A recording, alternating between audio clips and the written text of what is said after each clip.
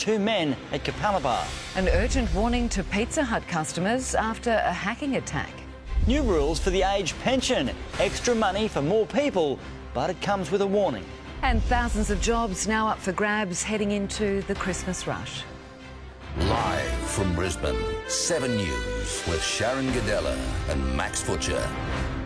Good evening. We begin tonight with an incredible story of survival. A pilot escaping uninjured after his helicopter crashed into a dam while fighting a bushfire in the Scenic Rim. The blaze is one of dozens still burning across the state as authorities brace for dangerous conditions tomorrow. In shock, without a shirt, but this lucky pilot could have lost so much more. Somehow alive and unscathed after escaping a downed and sinking chopper. He got his seatbelt off and then he was trying to kick out the windows and door, and then he hit the bottom, and then one last try for the open door on the far side and got himself out. This is the moment right before the incident. The chopper collecting water before disaster.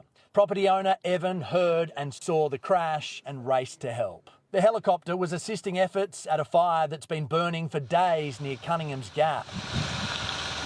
While collecting water at the dam, the chopper crashed into the water, broke up and sank with the pilot still inside. He was wet and smelt like aviation fuel, but apart from that he was good. Incredibly, he, the sole occupant, survived, swam to the surface and onto dry land. He was treated, but uninjured. He climbed back aboard a chopper to be airlifted out. It was one of dozens of aircraft flying across the state today, keeping watch and fighting fires. The Biwa blaze, burning now for a 4th day, contained from the air, with water bombers trying to douse the final flames. And firefighters are looking to black those fires out in depth today to make sure that we can hold those fires with the weather conditions that we're experiencing tomorrow. Today, a small insight into what tomorrow's high danger could bring. Fires sparking across the southeast. This incident in the Redlands demanding efforts from council crews and urban appliances. The bushland making access tough, preventing the flames jumping roads the only option. Over the coming days, authorities won't just be concerned about the weather behaviour, but also that of people. Sadly, high fire danger also brings a high danger of arsonists causing grief. Today's Mount Cotton blaze believed to be deliberately lit. Tomorrow, everyone is asked to be on the lookout for suspicious activity to help combat the dangerous conditions. Anything can happen tomorrow if the wind gets up, so we'll have lots of crews out. Well, here in Tyrone, an incredible story of survival. I have spoken to police who say they are no longer investigating and have handed this issue over to the chopper company's insurance agency. It will obviously be quite the mission to work out how exactly to pull the wreckage from the dam, but that is what needs to happen. How long it will take, well, that will all be assessed in the coming days. The key message, though, is that the pilot, Grant, he is unscathed, has a very lucky story to tell. Surviving a chopper crash is no mean feat. You're right there. Thanks for that. Joel Dry in the Scenic Rim tonight. And there's an urgent health warning for Queenslanders.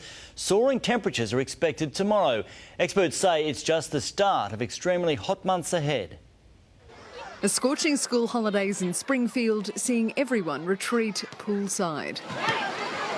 I hopped in the car this morning and I felt like I couldn't breathe. At Southbank, it was all about the shade, as holidaymakers on the coast enjoyed the sun. Swim and eat ice blocks. But authorities hold concerns over complacency after a long, cold winter. We'll generally get about a 20% increase in our workload at the start of a weather event or a heat event such as this. Tomorrow, temperatures will soar. Brisbane set to reach a top of 35, Ipswich a sweltering 37 degrees, 32 on the Gold Coast, 31 on the Sunshine Coast. The maximum temperatures during the day on Thursday reaching up to 10 degrees above average for September in some locations. It comes as the Bureau declares a double whammy of climate drivers in effect, El Nino and a positive Indian Ocean dipole. The heat waves in summer are likely to be extreme. Some farmers welcome the warm change. The dry weather's given us the opportunity to do some repairs from the flooding, so that's been really good. Queenslanders are urged to look out for the communities most vulnerable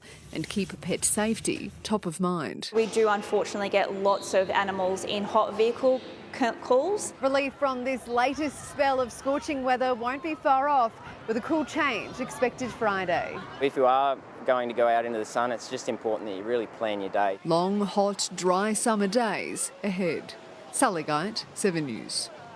Well, now to Tony Auden. And Tony, authorities will be keeping a close eye on the winds tomorrow. Yes, they will, Sharon. Those winds will have a big influence on both our fire dangers and our temperatures in the southeast.